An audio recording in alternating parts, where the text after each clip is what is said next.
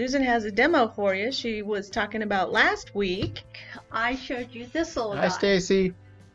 And part of the conversation was what to do with the top. This nice little star idea. I can't draw a star, so I found my AccuQuilt cutter. It's 55028. It has these 3 stars, and I just cut out the little one.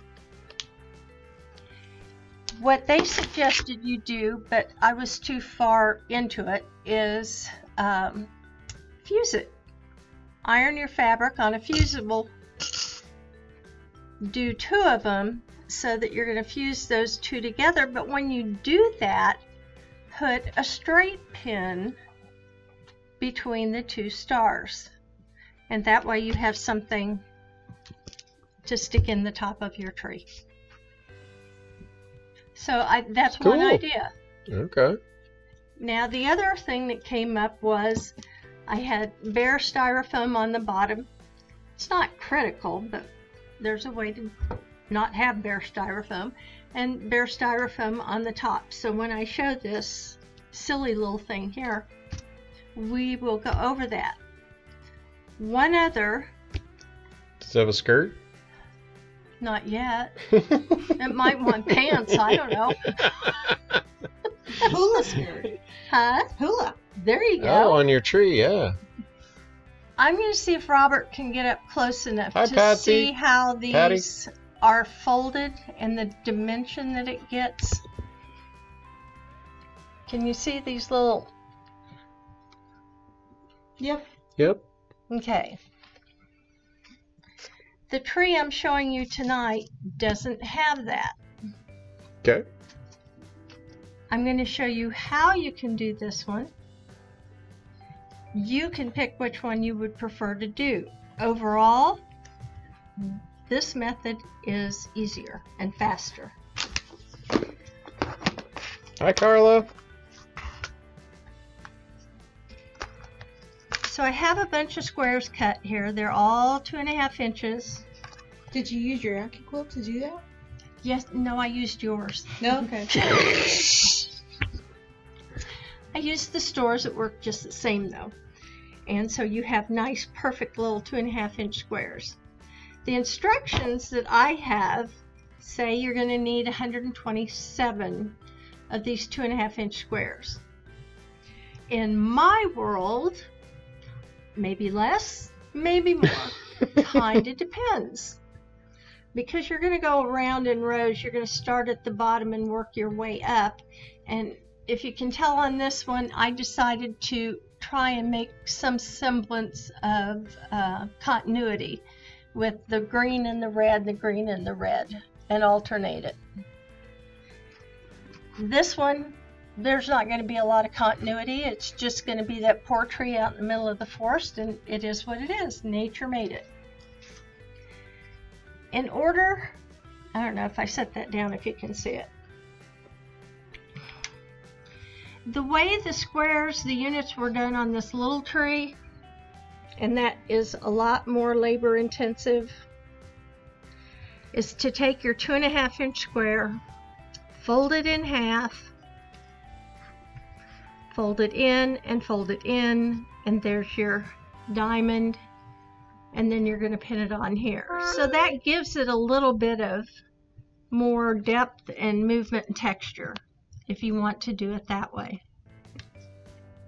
So when I did this tree, I got all of these ready because I had to fold them, had to iron them, and then I sat on the couch and pinned. This method, you don't have to iron. You can finger press. You can sit on the couch and do it because you're going to take your 2.5 inch square and you're going to fold it in half in a diamond and in half in a diamond, and that's going to be what's on the tree.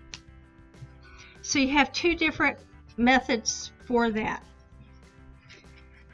The other thing I learned was the first thing you're going to do is you want to cover the bottom, and it really does look better that way. You know, if you've got people coming in and somebody knocks it over, it just, you know, finishes it off. Or picks it up and inspects. People don't come to my house ever again. You could put some Marilyn little and I weights have in worked there. That out. Huh? You could put some little weights in there too. Oh, at the yeah, bottom. I Little suppose you sand, could. little sandbag. Well, and if when you're placing your triangles here, if you don't want any white showing, so it does help in terms of disguise and all of that. But you're going to take 2.5-inch strips by about 6 inches. This is small, but you're going to take a 2.5-inch by about 6 inches. You're going to cut 3 of them. You're going to lay them on the bottom. And the pins you're going to use are about 3/4 inch in length. They are tiny little pins with a flat head. Those magnets would come in handy for those. Yes, they would. And something tacky on your fingers so you can hold on to them. And you're going to use a lot of these little pins because you don't want the pins to show. You don't want the head of it to be real bulky. So you're going to pin that 2.5 by 6 inch strip, start in the center, put them on the sides, and then you're just going to fold them on there. This is part of the one I put on the bottom, and it's just kind of hanging up the top, if you can tell. But as you put your rows around, you're going to cover that up. You're going to do something similar to cover the top. You're going to take a 2.5-inch square,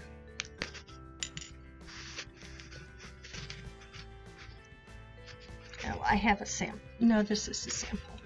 Crazy girl.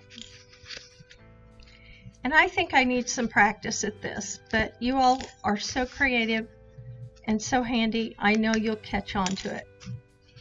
When you get to the top of your tree, you're going to have to cover this up with your row, but then what do you do with that ugly yuck? That's where this comes in. You like my professional language, right? Yep. Ugly yuck. Yep. You're going to have, again, a 2.5-inch square. What were those boxes or those things you did with your fingers? Oh, Fortune teller. Yeah, that's what this kind of looks like as you're undoing it. So, are those applique pins then? Is that technically they're what they shorter would than be? applique. Yeah, Shorter? they are. Okay. Yeah. Okay, you're going to take a 2.5-inch square.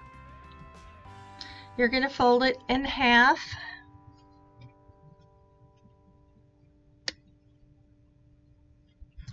Bear with me, my fingers don't want to catch things real well. Here. You're going to fold it in half. You're going to fold it in half again. And you're going to press that down so you can see these creases when you open it, and you're seeing 4 squares. Okay?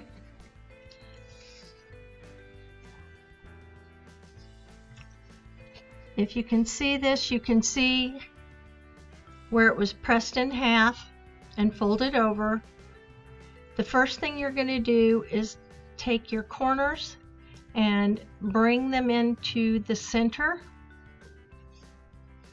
So you've just made a smaller square. And then you do it again. So you have an even smaller square.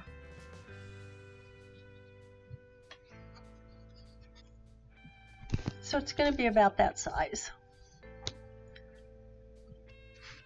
Herein lies the tricky part. I don't have that mastered, but when you put this final row on, it's going to come up and extend over the top.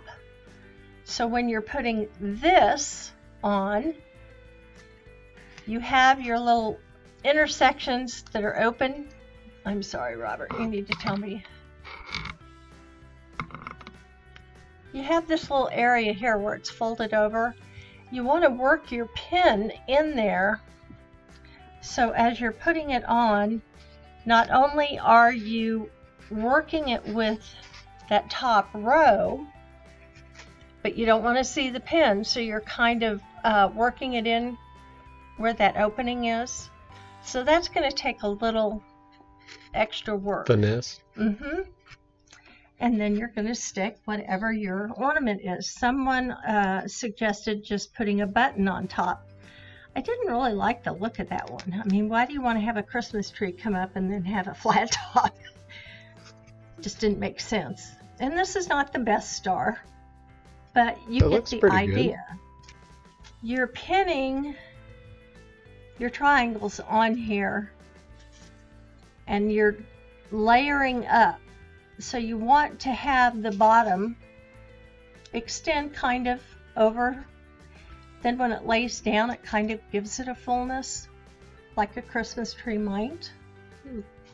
You want to make sure you're covering up the pins. This is pretty quickly done because I'm trying to figure out a better color sequence in here, so when it builds up, it has a prettier look, more like this.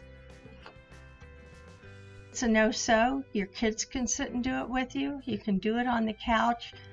Get one of those Quilter Select pin boxes with the magnet, because my cat was trying to help me today, and she wanted to eat the styrofoam while I was pinning it. So she's a little weird. She wants to chew things, but I hope you got some. What's the name of it? Quilted No-Sew Christmas Tree.